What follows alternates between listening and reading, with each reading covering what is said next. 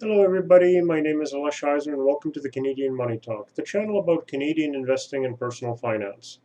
Please like and subscribe. I record 2 videos per week, so make sure you ring the notification bell to get notified each time one comes out. We will be looking at whether to own or rent the place where you live. Most of it is personal preference.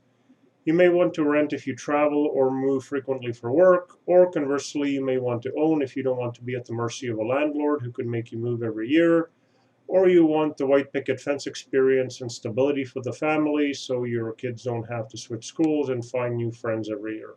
Financially, depending on home prices and rents in your area, if rents are relatively cheaper than to buy a house, it may be better to rent and invest a down payment. Then every month, invest the monthly difference between the rent and what the mortgage payment would be.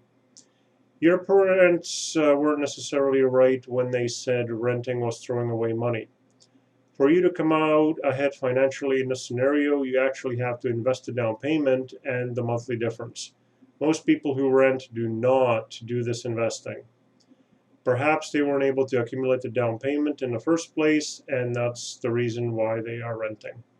If rents are relatively expensive, then buying is the right way to go. An example would be where rent is more than the mortgage payment.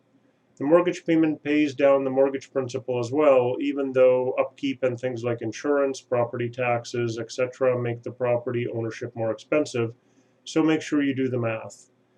Owning your home is a forced savings plan, and the last thing any homeowner wants to do is to lose their home and the roof over their head. So they will make sure the mortgage gets paid.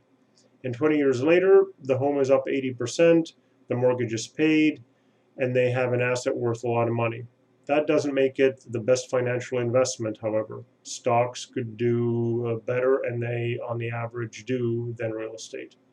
Ultimately, whether to own or rent is a personal decision based on the lifestyle you want, and it's less of a financial decision, unless you find yourself house rich and cash poor in retirement and need to sell your home and rent to have spending money.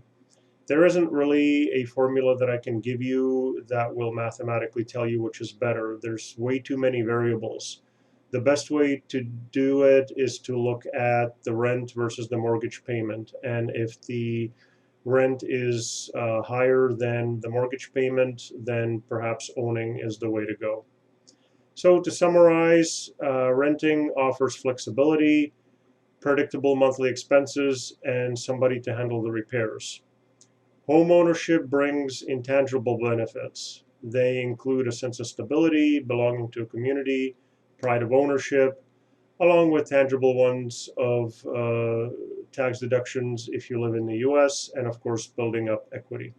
Contrary to popular belief, renting does not mean you're throwing away money every month, and owning doesn't always build wealth in the long run. If you have any requests on what you would like me to cover in future videos, please put that into the comment section. Please like, subscribe, ring the notification bell, and may you have a profitable day.